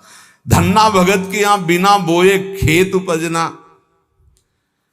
और श्री रैदास जी के लिए सिंहासन से उठकर गोदी में आ जाना। काशी के विद्वानों ने, ब्राह्मणों ने निषेध किया कि रैदास जी को ठाकुर जी की सेवा का अधिकार नहीं, रविदास जी को। वो परम पूज्य महाभागवत श्री रविदास जी, बादशाह ने बुलाया, कहा ब्राह्मण लोग कह रहे हैं कि तुम्हें अधिकार नहीं सेवा का, तुम अगर अनाधिकारी सेवा करेगा तो अकाल पड़ जाएगा। तो उनका ऐसा तो नहीं, ठाकुर जी तो सबके, हमारे ठाकुर जी स्वयं प्रसन्न होकर हमसे सेवा लेते हैं। तो उनका तुम्हारी भावना नहीं चलेगी। विद्वान लोग बैठे थे, तो उनका फिर आप ये स्वीकार करें कि ठाकुर जी अगर हमसे सेवा कराना चाहते हैं तो फिर आप क्या कर सकते हैं। बोले ऐसा हो ही नहीं सकता। तो उनका वहां सिंहासन रख दो, और आप बुलाओ वैदिक मंत्र से, और हम बुलाएंगे अपने ठाकुर जी को। अगर वो आ जाते हैं गोद में तो मान लें, तुम्हारे पास आ जाते हैं तो आज से सेवा बंद, और हमारे पास आ जाते हैं तो हमारे ठाकुर जी सेवा पक्का। बादशाह ने कहा हाँ ऐसा कैसे हो सकता है, मूर्ति कैसे चल सकती है। तो सभा में बहुत दूर ठाकुर जी विराज, और शुरू किए मंत्र पढ़ना हुआ तो ठाकुर जी भाववश्य भगवान, ठाकुर जी की तरफ देखा और भाव में भर करके जेवी ऐसे किया तो जैसे छोटा बच्चा दौड़ के आ जाए, ऐसे ठाकुर जी सिंहासन से दौड़ के आए और श्री रविदास जी के गले लग गए। ब्राह्मणों ने फिर कहा ये इन्हीं के ठाकुर हैं, इसलिए कोई तंत्र मंत्र कर दिया, हम अपने ठाकुर विराजमान। बोले विराजमान करो, फिर भी वैसे ही हुआ। तो कह रहे हैं विश्वास का प्रभाव देखो, रविदास जी के लिए स्वयं मूर्ति दौड़ कर चल करके आई और गले लग गई। विश्वास करके देखो, उस भोले ब्राह्मण के लिए वृंदावन से गोपाल जी साक्षी देने विवाह की जा रहे हैं। सुना है ना चरित्र, क्योंकि फिर हरिदास जी के चैत्य में बाधा पड़ी। एक ब्राह्मण बूढ़ा था और धनी मानी था, 4 लड़के थे, 1 लड़की थी। अपने लड़कों से कहा कि हम तीर्थ यात्रा जाते हैं, 3 में 4 में से 1 चलो, सहयोग करो। तो उन्होंने कहा तुम्हें तीर्थ जाना जाओ, हमारे पास समय नहीं। और विचार कर रहे थे कि बूढ़ा आदमी तीर्थ कैसे जाऊं। तो पड़ोस का एक गरीब ब्राह्मण का जवान बालक था, वो आया, उसने कहा काहे को सोच रहे हो, क्या बात सोच रहे हो। बोले हम तीर्थ यात्रा करना चाहते हैं। बोले तीर्थ यात्रा तो बहुत बढ़िया बात है भाई, जिसके पास धन है वही कर सकता है, हम कहाँ से कर सकते हैं। बोले चलो अगर हमारा साथ दे दो तो खान पान का सब खर्चा हम देखेंगे और तीर्थ यात्रा दोनों कर आते। बोले बहुत बढ़िया बात है। वो सोचा कि इनके सारे हमारा भी तीर्थ यात्रा हो जाएगा। वो जवान गरीब ब्राह्मण बोला। अब वो पूरे तीर्थों में घुमाते हुए जब वृंदावन आए तो बीमार हो गया, तो बहुत सेवा की, बड़ा हृदय प्रसन्न हुआ उस धनी ब्राह्मण का, बूढ़े का। और गोपाल जी के मंदिर में कहा भगवान को साक्षी करके कहते हैं कि एक बेटी है, मैं तुम्हें अपनी बेटी का पाणी ग्रहण संस्कार तुम्हारे साथ करूंगा। बोले ताऊ देखो झूठ मत बोलना, वैसे तो हमारी कोई इच्छा नहीं थी, अब तुम कह दिए तो हमारी भी मन में ब्याह की इच्छा आ गई। भगवान के सामने कह रहे हो, घर में जाके बदल मत जाना, क्योंकि मैं गरीब आदमी हूं, तुम बड़े आदमी हो। अरे उन्होंने कहा हम जब भगवान के सामने कह रहे तुम्हें क्या चिंता है। सब तीर्थ करके वापस गए। 4 महीना 5 महीना हो गए, ताऊ जी कोई चर्चा नहीं की। तो वो घर गए, कहा प्रणाम। वो ब्याह वाली बात, उनके लड़कों ने धक्का लगाया, बस अपने को देखता है तो हमारी बहन के ब्याह बाहर कर दे। बूढ़े से कहा भगवान के सामने साक्षी तुमने कहा था, तुम्हें तो बूढ़ा बस कहता है हमें कुछ याद नहीं कि हमने कुछ कहा है। और वो पंचायत बैठा ली। पहले गांव में पंच लोग न्याय करते थे, तो उन्होंने कहा ठाकुर जी के सामने इन्होंने कहा कि हम अपनी बेटी का ब्याह करेंगे। लड़कों ने बूढ़े को सिखा दिया था, कह देना कि अगर ठाकुर जी आके साक्षी दे दे तो हम ब्याह कर देंगे। तो उसने कहा देखो हमें तो याद नहीं, अगर ठाकुर जी तुम्हारे यहां आकर के उड़ीसा प्रांत में आकर कह दें गांव में कि हाँ हमने कहा था तो हम बेटी का ब्याह कर देंगे। सोचते थे मूर्ति चल के कहां से आएगी, लेकिन विश्वास। अब उसने इनके प्रकार जो कुछ संपत्ति थी 1500 रुपये बांधे और वृंदावन आए, क्योंकि जानते थे वृंदावन के ठाकुर को खान पान। गोपाल जी का दर्शन किया, कहा महाराज याद है तुम्हारे सामने वो बूढ़ा ब्राह्मण कहा था हमारा ब्याह का मामला है, साक्षी आप हो। भगवान कुछ नहीं होता। अब समय से यहां तो शयन होता है, ठाकुर जी का शयन हो गया, सब चले गए। मंदिर के बाहर बैठ के आवाज लगा रहा, सुनो आप ही की साक्षी से हमारा ब्याह होगा। अब सब चले गए थे, रात्रि का समय। ठाकुर जी ने अंदर से कहा मूर्ति कहीं जाके गवाही देगी। अरे बोले मूर्ति जब बोल सकती तो चल क्यों नहीं सकती है। ठाकुर जी उठ के आए और कहा देखो यार चल तो सकते, पर हमें खान पान की भी। बोले हमें पता था, आपका स्वभाव पता था कि माखन मिश्री ये सब आपको पसंद है, हमारे पास कुछ रुपया है, हम सब खरीद लेंगे और लेकर चलेंगे। तो बोले जल्दी व्यवस्था करो, रातों रात यहां से निकल चलते। ठाकुर जी देखो तैयार हो गए। बोले चलोगे तुम, हमारे साथ चलना है आपको, तो आगे आगे चलोगे कि पीछे चलोगे। ठाकुर जी ने कहा आगे तो तुम्हें चलना पड़ेगा, पीछे हम चलेंगे। बोले ना आए तो कैसे पता चलेगा आप आ रहे हो। बोले हमारे नूपुरों की ध्वनि सुनाई देगी, पर एक बात है, अगर पीछे मुड़ के देख लिया जहां से वहां से हम नहीं जाएंगे।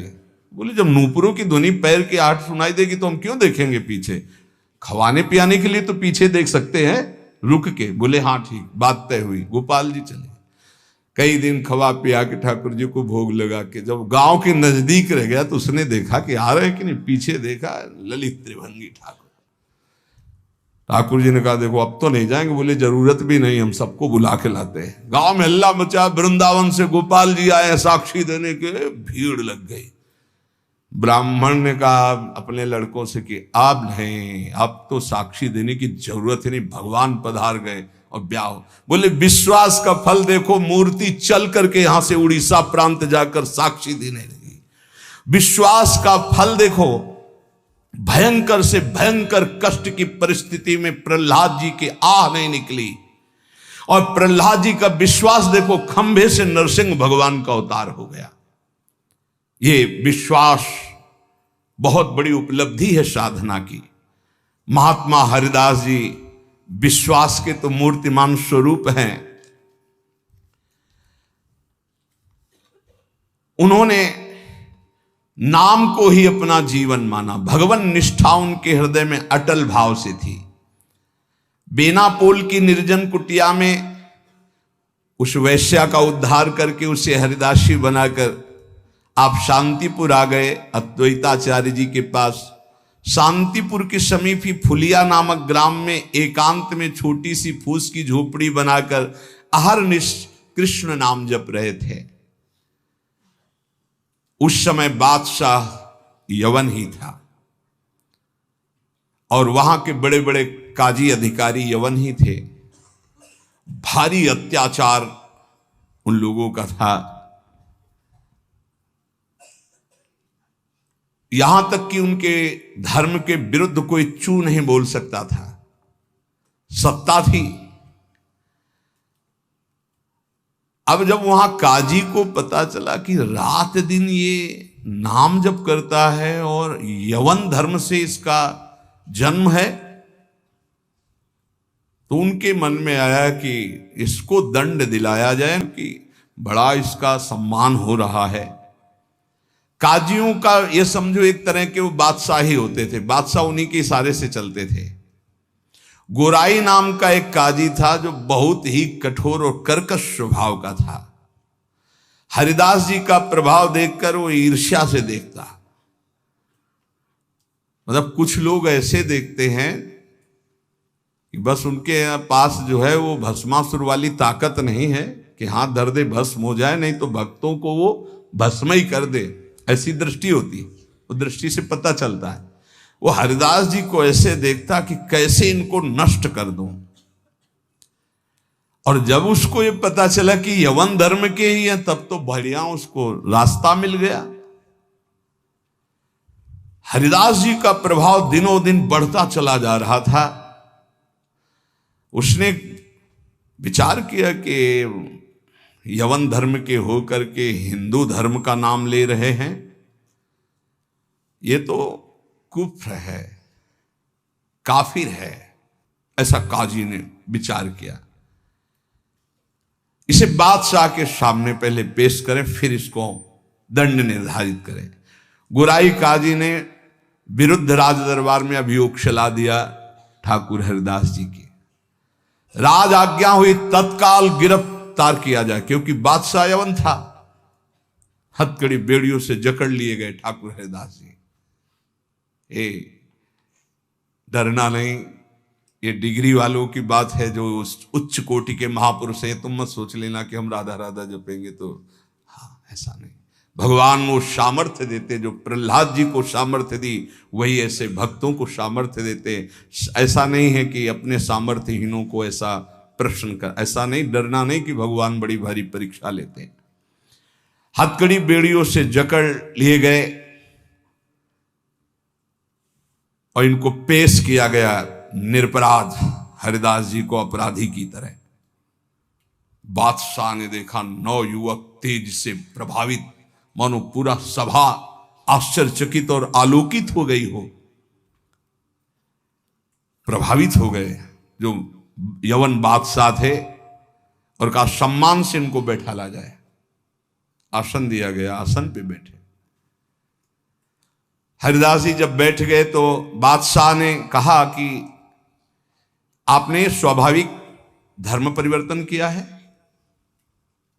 तुम्हारा जन्म तो मुसलमान के घर में हुआ है और ये तुम्हारी, जैसे अपने भगवान का नाम लेते हैं तैसे अपने भगवान का नाम लेके बोले कि तुम्हारी तो कृपा ही जो है, जो यवन धर्म में तुम्हारा जन्म हुआ। बादशाह ने कहा तुम काफिरों का आचरण क्यों करते हो, इससे तो तुम्हें नर्क जाना पड़ेगा। मुझे बड़ी दया आ रही तुम्हें देखकर, दंड देना नहीं चाहता फिर भी तुम तौबा बोलो, प्रायश्चित करो और कलमा पढ़ो, छोड़ो इसे, तो तुम्हारे दंड में हम कुछ कमी कर सकते हैं, नहीं तो भयानक दंड तुम्हें मिलेगा क्योंकि तुम काफिर हो। सुख की प्राप्ति धर्म से चलने से होती, तुम धर्म का त्याग कर चुके हो। हरिदास जी ने कहा श्रीमान महाशय, आपने जो कुछ कहा आप अपने ज्ञान के अनुसार, विश्वास के अनुसार, धर्म के अनुसार ठीक बोल रहे हैं। आपका विश्वास आपको फल देता है, ठीक कह रहे हैं। क्या कोई हिंदू आपके धर्म को स्वीकार करेगा? और अगर स्वीकार करेगा तो उसे नरक मिलेगा? बोले नहीं, वो स्वीकार कर सकता है और उसकी भगवान की कृपा होगी। वो अपने भगवान का नाम लेते हुए बोले हाँ, तो क्या कोई इस्लाम छोड़कर अगर हिंदू धर्म को स्वीकार करता है, क्या उसके ऊपर भगवान की कृपा नहीं होगी? क्या वो भगवान का भजन नहीं करता? फंसा लिया। काजी बीच में बोल पड़ा, देखो साहब इसकी बातों में मत आना, अगर आप इसको छूट दी तो आगे आप समझ लीजिए कि आपके धर्म में चलने वाले कितने लोग ऐसा करने लगेंगे। हरिदास जी ने कहा हमारी निष्ठा भगवान नाम में है, आप चाहे अभी इसी क्षण मेरे प्राण ले लो, मेरा नाम रुकने वाला नहीं। मैं कभी तौबा नहीं बोल सकता क्योंकि मैं कोई अधर्म नहीं कर रहा हूं, किसी को कष्ट नहीं दे रहा हूं। ये निष्ठा देखकर पसीना पसीना हो गया मुलुकपति। तेज गर्व भरी भगवान निष्ठा की बात, इस पे नहीं दैन्यता होती। नहीं, प्राण ले लो अभी अपने हम धर्म पर। मुलुकपति ने कहा तुम्हारी बातें हिंदुओं के लिए ठीक हो सकती लेकिन हम यवनों के लिए नहीं। तुम हमारे धर्म में पैदा हो इसलिए हमारी बात पर विश्वास करो। हरिदास जी ने कहा महाशय आपका कहना ठीक है किंतु विश्वास किसी बल से नहीं तोड़ा जा सकता। बादशाह से ऐसे बात वही कर सकता है जिसे भगवान का बल प्राप्त हो। देखो मैं पूर्व जन्म का कोई ना कोई संस्कार लेकर के आया हूं जिससे भगवान नाम में मेरी प्रीति हुई है और मैं भगवान नाम छोड़ नहीं सकता। मेरा दृढ़ विश्वास है चाहे अभी प्राण ले लिए जाएं। और अगर आप ऐसे ही दंड देने वाले हैं तो कितने लाखों हिंदुओं को मुस्लिम बना लिया, क्या उनको दंड दे रहे हैं आप? यदि ऐसा वो दंड के अपराध भागी नहीं बने कि हिंदू धर्म छोड़कर आपने उनको यवन धर्म में बना लिया, तो मैं यवन धर्म छोड़कर अगर नाम जप करता हूं तो मैं अपराधी कैसे हो सकता हूं? बादशाह चुप हो गया। गुराई काजी ने देखा यहां मामला तो उल्टा हो गया। तब जोरों के साथ कहा हम ये सब कुछ नहीं सुनना चाहते, इस जो धर्म के प्रतिकूल चले उसको दंड देना चाहिए। तुम अधर्म कर रहे हो, तुम काफिर हो, तुम्हें दंड मिलना चाहिए। काजी के बोलते ही बादशाह चुप हो गए, ना इधर कुछ बोल पा रहे ना इधर। फिर कहा कि देखो गोराई काजी जो कह रहे हैं तुम वो बात मान लो और कलमा पढ़ो और छोड़ो ये नाम जप करना। हरिदास जी ने कहा श्रीमान महाशय हम एक बार केवल बोलते हैं, दोबारा आपको जो कहना हो सो कह लीजिएगा, मैं बोलूंगा नहीं। मैं प्राण त्याग सकता हूं पर भगवान नाम नहीं छोड़ सकता। क्या निष्ठा है! आप दंड जो देना चाहे मैं स्वीकार करता हूं लेकिन नाम नहीं छोड़ सकता। मेरी देह के आप इसी सभा में सैकड़ों टुकड़े कर दिए, हर टुकड़े से निकलेगा कृष्ण कृष्ण कृष्ण, छूटेगा नहीं नाम। मैं तुम्हारे दंड देने से विचलित नहीं हो सकता। मैं हरिनाम को जब तक श्वास है नहीं छोड़ सकता।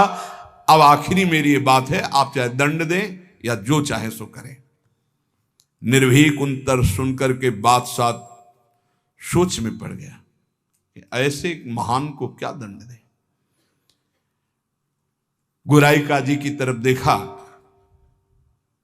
गुराई काजी ने कहा, हुजूर बिल्कुल दया नहीं, दंड चाहिए, नहीं तो फिर बड़ी समस्या आ जाएगी कि अपने धर्म के लोग बहुत से उधर हो जाएंगे, बहुत हानि हो जाएगी, मनमानी लोग करने लगेंगे। मुलकपति ने कहा, सही पूछो तो मेरे में हिम्मत नहीं है, तुम बोलो दस्तखत हम कर देंगे। क्या दंड दिया जाए, तुम बोलो दस्तखत कर देंगे, लेकिन हिम्मत नहीं कि मैं दंड निर्धारित कर सकूं।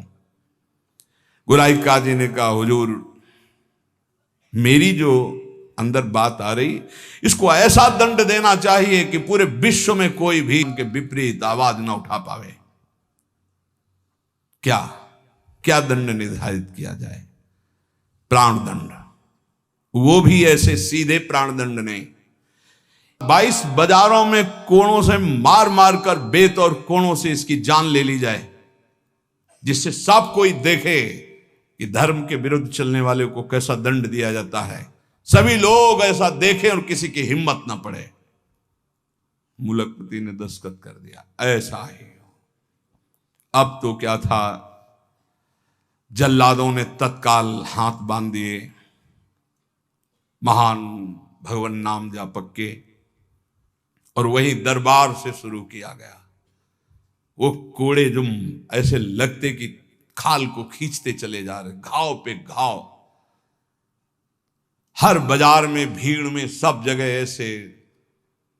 ठाकुर हरिदास जी बोलते हरि बोल, जहां कोड़े लगते हरि बोल हरि बोल, बलिहार है। क्या हृदय भगवान ने बनाया इन महापुरुषों का कि इतना भयानक पीड़ा और कष्ट के बीच में कभी आह नहीं कहा। पीठ में से रक्त की धाराएं बह रही, रक्त बह रहा है। निर्दयी जल्लाद घावों पर कोड़ों का प्रहार कर रहे, और हरिदास जी के मुख से वही जोर की ध्वनि निकलती, जैसे कोड़ा पड़ता, हरि बोल हरि बोल। धन्य है ये जगत, इन्हीं महापुरुषों के नाम कीर्तन से, इन्हीं के यश कीर्तन से आज पावन है। सत्य कहते हैं, इन्हीं महापुरुषों के प्रताप से आज हम कुछ हरि बोल, कृष्ण बोल, राधा बोल सकते हैं। नहीं, हमारी सामर्थ्य क्या, यही सब, ये साक्षात भगवत स्वरूप पार्षद अवतरित हुए जो ऐसी सामर्थ्य का दर्शन कराया। ये है भक्ति, ये है निष्ठा, नाम निष्ठा। चेहरे पर तेज और मुस्कुराहट है, जवान पर हरिनाम है, शरीर पर कोड़ों की वर्षा है। जरा विचार कीजिए, क्या स्थिति है, क्या स्थिति है। मतलब देखने वाले चीख पड़ते, रो पड़ते, दुख से आंखें बंद कर लेते। अरे ऐसे निर्मम जल्लाद ऐसे महापुरुष को कष्ट दे रहे हैं जो निरपराध, कोई अपराध नहीं किया, लेकिन किसी की हिम्मत क्या कि कोई बोल सके, कोई रोक सके बादशाह के हुक्म के आगे। हरिदास जी की वही मुस्कुराहट, वही आनंद भरा शब्द, हरि बोल हरि बोल। जल्लाद पीटते चले जाते हैं।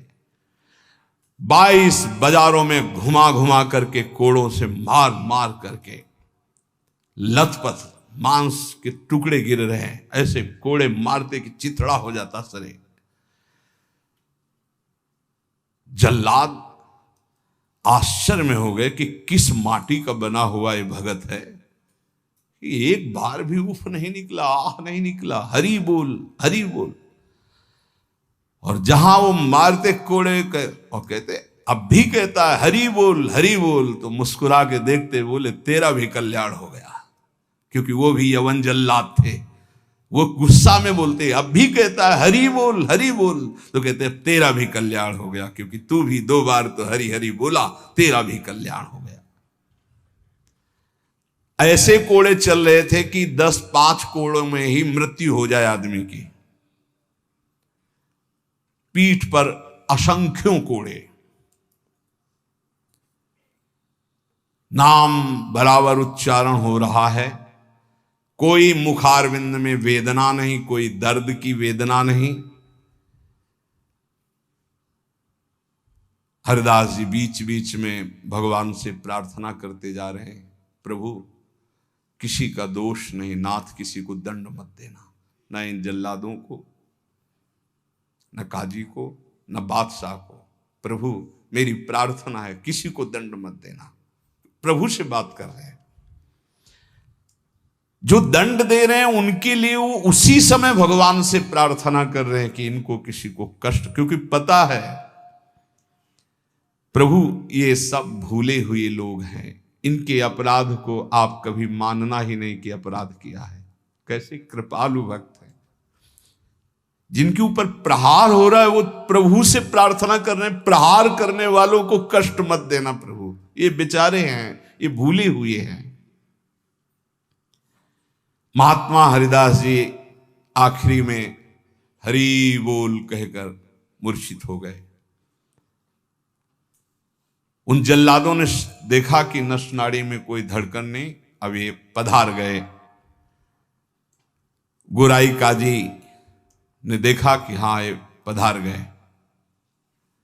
सहमति हुई कि अगर इसको जमीन में दफनाओगे तो उत्तम गति होगी उनके अनुसार से, इसलिए इसको गंगा में फेंक दो। गोराई काजी ने कहा अगर कब्र में हमारे धर्म के अनुसार तो फिर इसे बहिष्ठ स्वर्ग की प्राप्ति होगी, वो मैं होने नहीं दूंगा, इसलिए इसको गंगा में फेंक दो। फेंक दिए गए।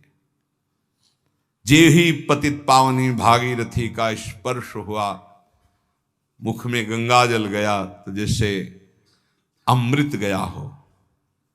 और तो गंगा के प्रवाह में गंगा जी गोद में लेके जा रही, डुबो नहीं रही।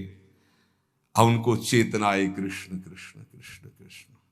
गंगा जी धीरे धीरे उनको अपनी लहरों से, गंगा जल के स्पर्श से सारी जो वेदनाएं थी, घाव थे, उनमें बड़ी शीतलता। हरिदास जी को चेतना हुई और बहते हुए जब किनारे लगे तो लोगों ने उनको उठाया और फुलिया के समीप उनको गोद में लेकर के ले गए, जहां उनकी पहले कुटिया थी। चारों ओर ये बात तो फैली गई थी। हरिदास जी के दर्शन के लिए भारी भीड़ इकट्ठा हुई। हरिदास जी बैठ करके कीर्तन कर रहे हैं। क्या मतलब, क्या देह है, क्या स्थिति है। इसलिए जैसे भगवान अनंत, उनके भक्त की महिमा अनंत। गंगा जल के स्पर्श से सारे घाव खत्म हो गए, किसी औषधि की जरूरत नहीं पड़ी। चमत्कार। जब बादशाह ने सुना कि वो जीवित हो, नाम कीर्तन कर रहे हैं, तो विश्वास ही नहीं हुआ गौराई जी को कि ऐसा हो ही नहीं सकता, ऐसा बिल्कुल नहीं हो सकता, क्योंकि कुछ बचा ही नहीं था, इतनी उनकी मार मारी गई थी, तो ऐसा हो ही नहीं सकता। बादशाह, गोराई काजी सब देखने के लिए आए। जब ये सुना कि बादशाह सब हटाया गया, बादशाह जाकर वही तेज, वही नाम, वही स्वस्थ शरीर। तब उन्होंने गोराई काजी की तरफ देखा और कहा भारी अपराध बन गया, ये कोई साधारण नहीं हो सकते, ऐसा दंड पाने के बाद तो कोई जीवित ही नहीं रह सकता। साष्टांग दंडवत ठाकुर हरिदास जी की बादशाह ने की और कहा मुझे क्षमा करो। वैसे मैं दंड देना नहीं चाहता था, लेकिन ये गोराई काजी ने, उन्होंने कहा श्रीमान अब भी आपसे प्रार्थना करता हूं, आपका इसमें कोई दोष नहीं है, ये कोई हमारा पूर्व का हिसाब था जो पूरा हो गया, आप प्रसन्न रहिए। उन्होंने कहा मैं आपकी सेवा करना चाहता हूं, आप आज्ञा कीजिए। ठाकुर हरिदास से कहा बादशाह ने, उनका बस एक सेवा कर दीजिए, अब कभी आना मत और हमारे नाम कीर्तन में कभी विघ्न मत डालना। उनका आज के बाद कभी कोई आपको विघ्न नहीं डालेगा, और आप अगर ऐसा कहते तो मैं कभी आपके सामने नहीं आऊंगा। काजी को फटकारा और लेकर चले। हरिदास जी ने विनम्रता से कहा सुनते जाइए, आप कभी क्षोभ मत करना, इसमें कोई अपराध नहीं है। देखो, मनुष्य शरीर में दुख सुख का विधान होता है, हर जीव को अपने कर्म भोगने होते हैं। निमित्त किसी को कर्म बना दे, आपको निमित्त बना दिया, ये तो मेरा ही कर्म था जिसको मैंने भोगा। ऐसे कोई कर्म पूर्व जन्म में किए होंगे जिनका फल मुझे भोगने को मिला, आप कभी क्षोभ मत कीजिएगा। हरिदास जी की ऐसी बात सुनकर फिर बादशाह लौट पड़ा, चरणों में पुनः प्रणाम किया। जितने भी वैष्णव ये सब आकर के बड़ा दुख प्रकट किए हरिदास जी के पास। क्या भगवान, कहां भगवान, आपके ऊपर कोड़े चल रहे थे, कहां भगवान थे, क्यों नहीं बचाए? हरिदास जी ने कहा, आप लोग नहीं जानते, आप तो शास्त्र के मर्म को जानने वाले हैं, लेकिन भगवान की कृपा को जानते हैं? मुझे जो दंड मिला उसका कारण है मैंने भगवान नाम की अवहेलना सुनी राज दरबार में, और जीवित रहा, इसलिए मुझे दंड मिलना जरूरी था। और दूसरी बात, जिस समय मेरे ऊपर कोड़े चल रहे थे तुम्हें दिखाई नहीं दे रहा था, हरि ऐसे किए गए थे, एक भी कोड़ा मेरे ऊपर नहीं लगा। जैसे प्रहलाद जी से पूछते थे उनके मित्र कि तुम्हारे ऊपर हाथियों से कुछ लाया गया, ये तो कहते थे मेरे हरि मुझे ऐसे गोद में लिए, एक भी कष्ट मेरे को नहीं हुआ। ठाकुर हरिदास जी कह रहे, तुम्हें नहीं दिखाई दिया, तुम कोस रहे हो प्रभु को। जिस समय कोड़े चल रहे थे, हरि ऐसे सहस्त्र बाहुओं से मुझे ढके हुए थे, वो कोड़े हरि के ऊपर चल रहे थे, मेरे ऊपर नहीं। वो हरि वार ले रहे थे, मेरे ऊपर नहीं। तभी वो जोर से बोलते थे, हरि बोल, क्योंकि हरि पास में। ये भक्त जानता है, बाहरी क्या जाने।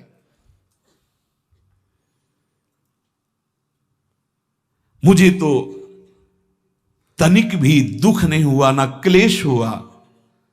बस आप सब भक्तों से यही कहते हैं, ठाकुर हरिदास जी कह रहे हैं, आप अविश्वास मत कीजिए प्रभु पर, उनके नाम में अपार सामर्थ्य। मुझे जो सुख मिला है वो तुम्हें कैसे बताऊं। जिस समय नाम चल रहा था और कोड़े चल रहे थे, उस समय मेरे को भगवान ऐसे घेरे हुए थे, तुम्हें कैसे बताऊं। शरीर को इतना भी क्लेश नहीं था, ये भक्त ही जानता है।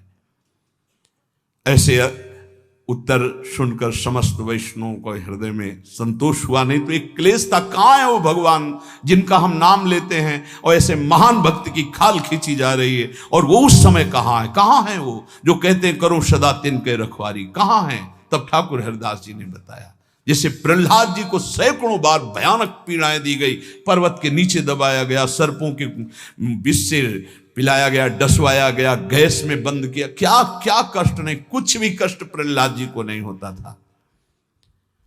हरिदास जी महाराज का स्वस्थ शरीर वहीं फुलिया ग्राम में रहकर निरंतर भगवान नाम कीर्तन। उपासक, जीवन का सबसे बड़ा फल है नाम में प्रीति हो जाना। किसी भी प्रलोभन से लुभायमान होकर नाम मत छोड़ो, किसी भी भय से भयभीत होकर नाम मत छोड़ो, तो तुम्हें दिखाई देगा जैसे ठाकुर हरिदास को दिखाई दिया कि प्रभु हजार बाहुओं से ऐसे, तो एक भी कोड़ा ठाकुर हरिदास जी को दुख नहीं पहुंचा सका। कर तुम अकर तुम मन था, कर तुम श्री भगवान। इसलिए भगवत विधान से प्रारब्धानुसार दुख आवे तो हंसते हंसते उसे भोगो। राधा राधा राधा राधा राधा। कभी अविश्वास मत करो कि भगवान कहाँ, जो हमारे दुख की निवृत्ति नहीं कर रहे। नाम जप करोगे तो अपने आप ऐसा ज्ञान हो जाएगा, अपने आप ऐसी स्थिति आ जाएगी, हर दुख सहने की स्थिति आ जाएगी, हर सुख सहने की स्थिति आ जाएगी। सुख सहन घमंड नहीं, हर्ष नहीं, दुख सहन शोक नहीं, व्याकुलता नहीं, अंदर ही अंदर एक परमानंद की अनुभूति नाम से होती है। अभी वो स्फुरित नहीं हुआ, इसलिए मन विषयों में भाग रहा है। जिस दिन हृदय में परमानंद स्फुरित होगा, आप मन दौड़ाना भी चाहेंगे तो नहीं हटा पाएंगे प्रभु के नाम से मन।